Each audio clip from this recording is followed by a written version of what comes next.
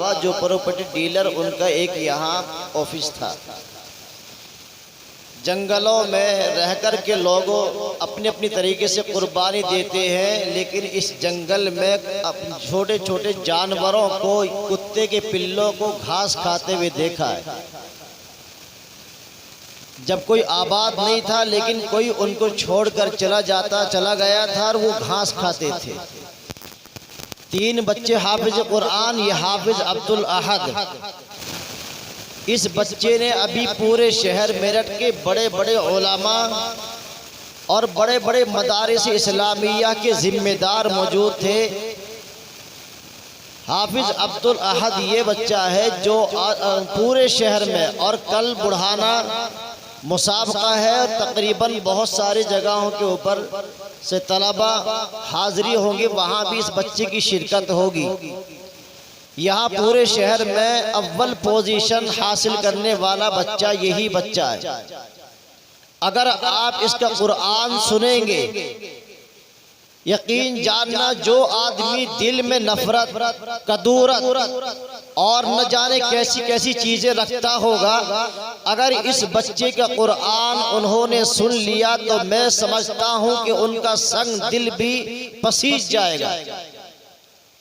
अल्लाह के नबी अलैहिस्सलातु वस्सलाम जब कुरान पढ़ते थे, उस वक्त में बड़े बड़े अबू जहल थे, बड़े बड़े नफरत करने वाले थे, बड़े बड़े दुश्मन थे।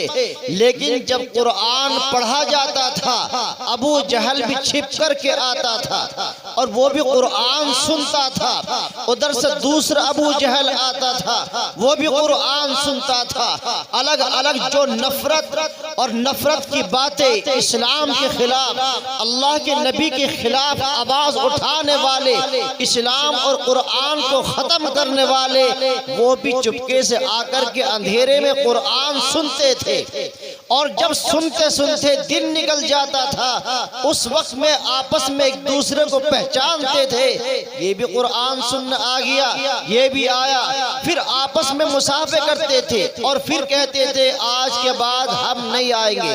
लेकिन जैसे रात होती, अंधेरा आता, इस कुरान की वो चाशनी, इस कुरान की वो तासीर फिर उनको अपनी जगह से उठने पर मजबूर करती और फिर आकर के अल्लाह का कलाम छिप कर के सुनते थे।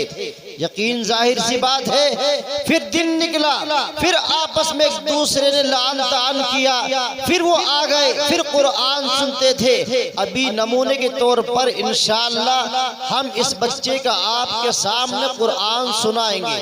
3 बच्चे हैं हमारे अमीर साहब माशाअल्लाह, भाई मोहम्मद असलम, उनके साहबजादे इसी मदरसे से पहला हाफिज कुरान बने। उसके बाद दूसरा बच्चा हालांकि जहन में कमजोर था, लेकिन अल्लाह ने उसको नवाजा और ये बच्चा बराबर मेहनत करता रहा।